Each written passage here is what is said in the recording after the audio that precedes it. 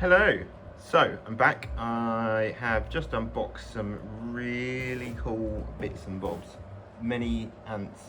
So this is a Messor barbarus colony with one of the Myromiko nano starter nests.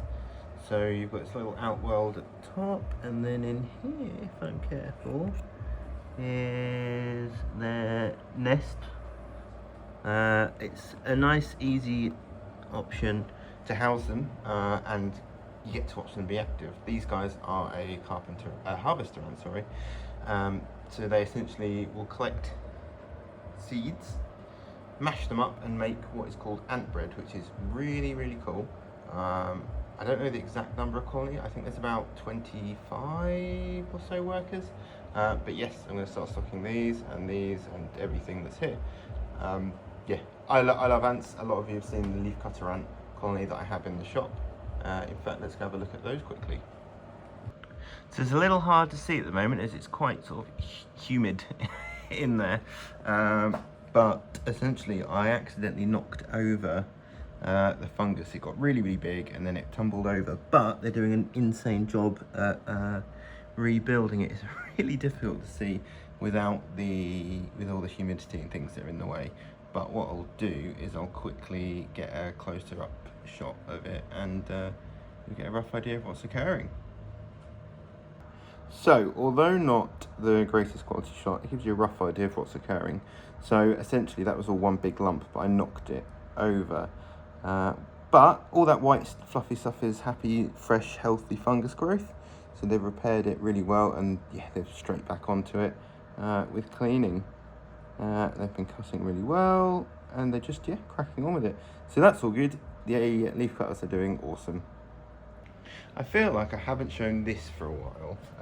So the Cebu blue that I've used is growing up nicely. It's even now attaching itself to the back wall. There's a big old anthurium in there that's doing good. It's taking its time. The Mycons at the back, it's got quite lanky. But it's growing in nicely again to the back wall. There's a bit of Saginella down there that's growing in. The variegated Azansoni Monstera it's losing a bit of variegation, but then sort of regaining it again at the top. Syngonium there is growing out of control. I might need to cut that bad boy back. But everything's growing really nicely in here. I can't complain at all, so that's looking good. Just need to give it a bit of a clean up, clean the glass, and it'll be looking all fresh again. I am completely obsessed with these little ghost terrariums. They are the cutest thing. Oh, and I did like a little graveyard one as well. That one's doing good. I think I'm probably going to add a bit more moss, but Halloween, so yeah, you can see I've been making more terrariums, and I always like doing those because they are just good, mindful things to do. But yeah, look at that guy. So I've added a few more plants in here. So obviously this is the super dwarf retic. God, these doors are so insanely heavy. There she is. She finally sleeps in a slightly more acceptable area. It's a very peculiar area, but this way she's getting the warmth. She's nice and humid, and I guess she feels secure there. I did put this little bit of bark in that would have made a really cool den, but alas, didn't want to use it. I have noticed that she is destroying plants even at a small size. She's about 2.5 foot, I reckon. But this plant seems to be already growing. So I'm hoping essentially all of this will bed in and basically just have a big mat of this. So I'm going to keep adding to it. So eventually I'll have a really nice thick mat of, that one is the epidemic from Global Green. But yeah, she's still as cute as ever, aren't you? Yeah. So some of you may have seen these already. These are the rough green snakes. They're really good fun. They're also insect eaters. Isn't that right, buddy?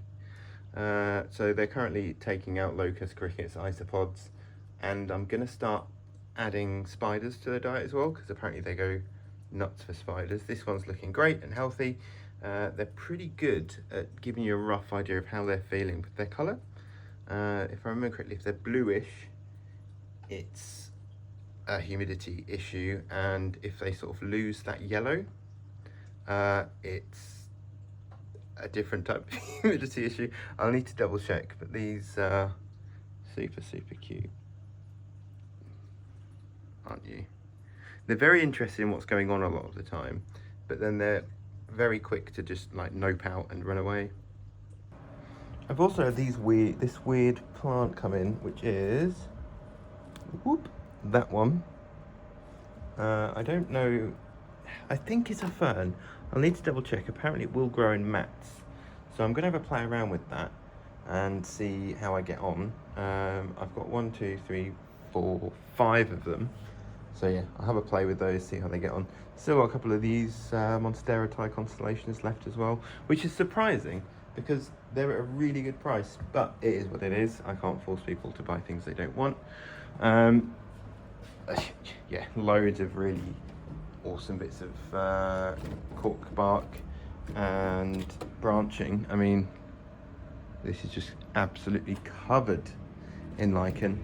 That's the great thing. My supplier will literally drive down to me and let me select all of the bits that I like, so then I can pick stuff with certain things in mind, which just makes life better for everyone. Better for me because I get to pick all the best bits, but better for you because then you know that I have also picked the best bits.